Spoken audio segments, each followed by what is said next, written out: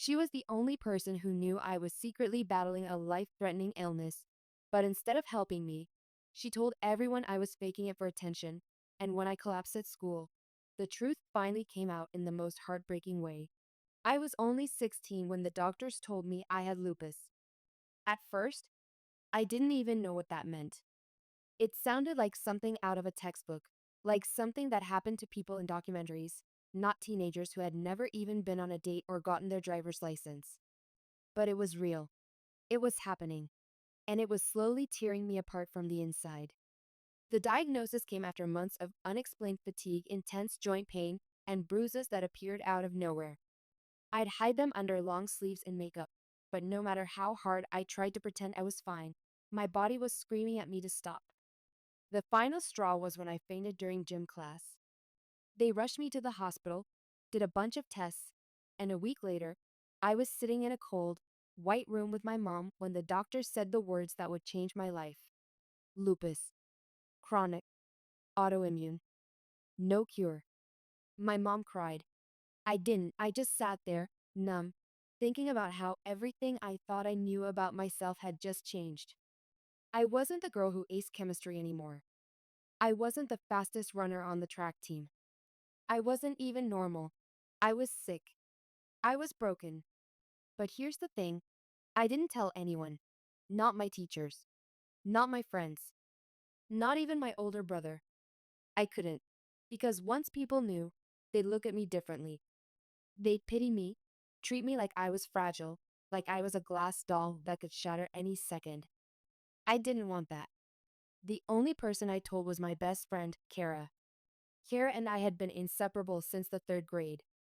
We had sleepovers every weekend, shared the same Spotify playlists, and knew each other's lock screen passwords. She was the one person I thought I could trust with anything. So one night, sitting cross-legged on my bedroom floor, I told her everything. I told her about the joint pain that left me in tears some nights. The way my body ached like I was 80 instead of 16. How I sometimes couldn't even lift my backpack without my arms shaking. And how terrified I was that this disease might someday take away my ability to live the life I dreamed of. She listened, wide-eyed and quiet, and then she hugged me and promised she'd be there for me no matter what. I believed her. I didn't know it then, but that night would mark the beginning of a betrayal I never saw coming. At first, Kara was everything a best friend should be. She walked slower with me in the hallways when my joints flared up. She made excuses when I needed to skip pay. She even started carrying snacks in her bag in case I got lightheaded. But something shifted a few weeks later. I don't know exactly when it started, but I noticed a difference. She started pulling away, skipping her usual lunch spot, texting me less, and hanging out more with a group of girls I didn't really get along with. I figured maybe she was just making new friends, and I didn't want to seem needy, so I gave her space. Then the whispers began. At first, it was little things. People would glance at me and laugh quietly. One day in biology, I overheard someone say, "She's always so tired, it's like her whole personality now." Another time in the hallway, someone muttered, "Attention seeker," right as I passed by. I tried to brush it off. High school was full of drama, and I'd been the subject of rumors before. But then someone in my math class actually said it out loud. "She's not sick. She's just pretending for attention. Kara said so." My blood ran cold. I confronted Kara after school. She was standing by her locker, laughing with the same girls who'd been whispering about me all week. When I asked her why she was telling people I was faking, she didn't even look surprised. She just shrugged and said, "Well, maybe if you stopped being so dramatic, people wouldn't talk." Dramatic. That word hit harder than any insult ever could. She made it sound like my illness, my reality, was some performance I put on for sympathy. I wanted to scream. I wanted to shake her and make her understand what it felt like to wake up every day not knowing if your body was going to betray you. But instead, I just stood there, frozen, as she walked away. From that moment on, everything got worse. People stopped believing me when I said I was tired or needed to sit out. Teachers grew impatient. Even my own brother joked that I was becoming a bit of a hypochondriac. The one person who could have backed me up had flipped the narrative, and now I was just the girl who cried sick. And I kept getting sicker. But no one saw it, because no one wanted to. By spring, I was barely holding on. My body was weak, my hair was thinning, and I was missing more and more school days. I'd wake up feeling like I'd run a marathon in my sleep, but I kept going. I kept pretending. I kept trying to prove everyone wrong. Then came the day of the school assembly. It was a Friday, and I was already feeling dizzy by the time I got to first period. I hadn't slept the night before because of the pain in my legs, but I didn't want to miss any more days. I couldn't give them more reasons to say I was faking. So I pushed through. By lunchtime, my vision was blurry. I tried to drink some water and eat, but I couldn't keep anything down. I texted my mom to pick me up early, but she was stuck at work. So I told myself I could make it through one more hour. One more. The assembly was in the gym. Loud music, flashing lights, and hundreds of students packed into bleachers. I sat near the back, gripping the edge of my seat to keep myself upright. My head was spinning. My fingers were numb. Then Kara walked by. She glanced at me, rolled her eyes, and said just loud enough for others to hear, "Here we go again." Watch her faint just for attention. People laughed. And that was it. Everything went black. When I opened my eyes, I was on the cold gym floor, surrounded by a circle of stunned faces. I could hear someone crying, maybe a teacher calling my name. Everything was blurry.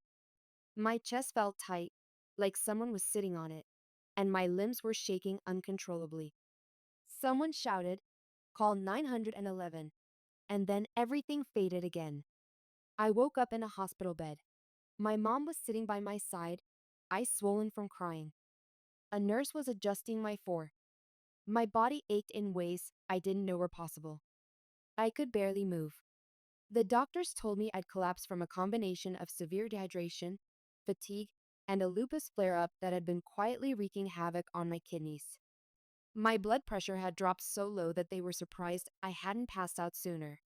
They said if I had waited even a few more hours to get help, it could have been fatal. I stayed in the hospital for a week, and while I was there, everything changed. It started with a single post on Instagram.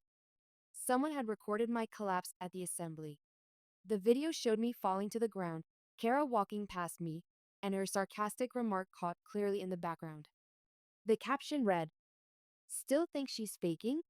Within hours, the video went viral, at least in our school's universe. People started commenting, apologizing. Some said they were shocked and had no idea. Others admitted they believed Kara and felt terrible for laughing along. Then came the teachers. My chemistry teacher sent an email saying he was deeply sorry for dismissing my health concerns. The school counselor came to visit me in the hospital. And my brother, who had once joked about me being a hypochondriac, showed up with flowers and tears in his eyes. But none of that mattered to me as much as what happened next. Kara came to the hospital.